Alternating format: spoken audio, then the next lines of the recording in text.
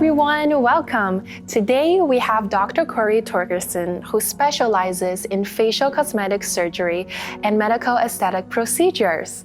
How you doing? I hear we have a great topic today. Yes, we do. Right. So we've been hearing a lot about Korean plastic surgery and Asian cosmetic surgery procedures. They really seem to be trending. What do you think? I've seen a lot of videos online as well of the changes. It seems like something very common amongst Asian people. So I wanted to ask you, at your Yorkville, Toronto practice, do you see any themes to what your Asian clients request, and what are those themes? Well, yeah, I know what you mean about trends in plastic surgery, and on an international level, there are some popular trends within the Asian communities in surgery destinations like Seoul in South Korea. So we're seeing things like shaving of the chins and foreheads being injected with fat, breaking of the orbit bones to enlarge the eyes, more defined noses. There's a cultural phenomenon in some places that are making these procedures quite common. And one statistic that I have seen says that actually 1 of every 5 women between the ages of 19 to 49 has had some type of plastic surgery in Asia. And so it's a very, very big phenomenon that's happening. It is one that sometimes we're seeing some extremes. And of course, when we see extremes, we know that those are trendy, they come and go. We want to make sure that whatever we're doing is safe and natural. Yeah, that makes sense. So one of the criticisms that I've heard is that these surgeries for double eyelids or rhinoplasties for Asian people are designed to westernize their features. Do you find that that is the driving motivator for your patients? Blepharoplasty and rhinoplasty, very popular with my Asian patients, but the aim really is always not to look less Asian. We can create desired changes without completely changing their ethnic features. And I find actually that's what most of my clients want.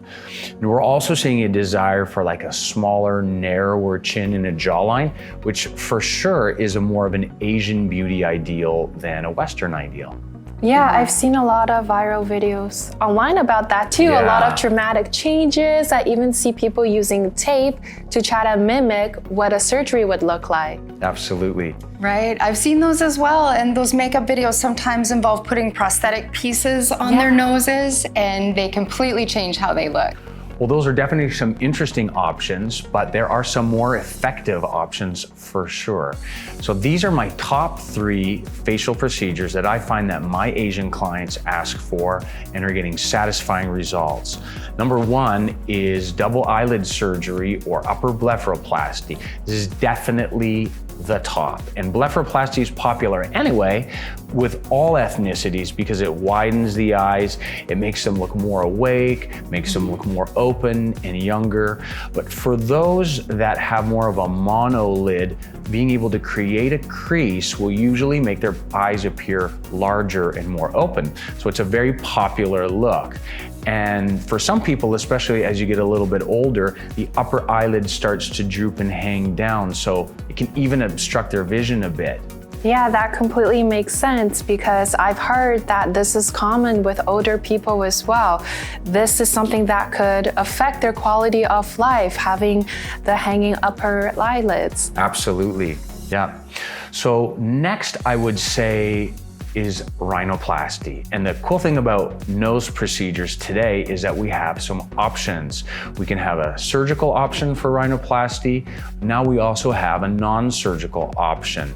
And for Asian clients in particular, they often want to build up the bridge of their nose and the radix, this portion here. And they are uniquely positioned to be able to benefit actually from an injectable nose job that adds volume to these areas, and really it sort of essentially sculpts a new nose temporarily. Wow, so it sounds like you could try that out in lieu of surgery if you want to test drive a change to your nose. Yeah, it's very true. There are some limits to what you can achieve. For example, you can't make a nose smaller with adding filler. You couldn't make the nostril flare a little bit slimmer, but you can absolutely straighten out a profile. You can refine the tip. You can do a lot, really. So the last thing I'd say is masseter reduction. The masseter is one of the jaw muscles, and there's also an effective non-surgical option for this. And many of our Asian clients who want a subtle change, a little bit softer, slimmer jawline, are going to choose neuromodulator injections. Do you mean like Botox? Yeah, absolutely. Like Botox, like Dysport.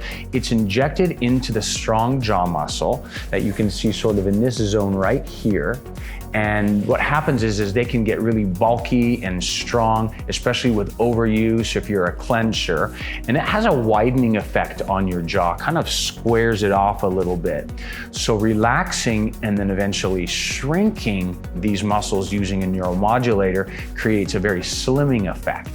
Amazing. So no surgery then, but is it temporary?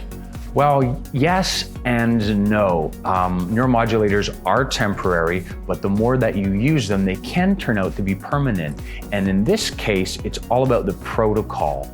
The best protocols would be if you would repeat the Botox or neuromodulator injections sequentially, like 3 times in a row, and thereafter every 6 to 9 months. Once you would do this for a couple of years, the effects can be basically permanent. Wow. So definitely my top 3 Asian procedures are non-surgical nose fillers, blepharoplasty, and masseter reduction. Well, thank you so much, Dr. Cory Torgerson. Some of our viewers are very fascinated and they have more questions that they would like to ask. So what's the best way for them to find out more? Well, we have an extensive library of procedure details in blogs on our website. And we go in depth at a lot of these treatments that are producing amazing results. You can come in and book a free consultation, and we are happy to meet with you, and we can make a plan together for your self-improvement. Be sure to like and subscribe. We have a lot more informative videos. 谢谢大家，下次再见。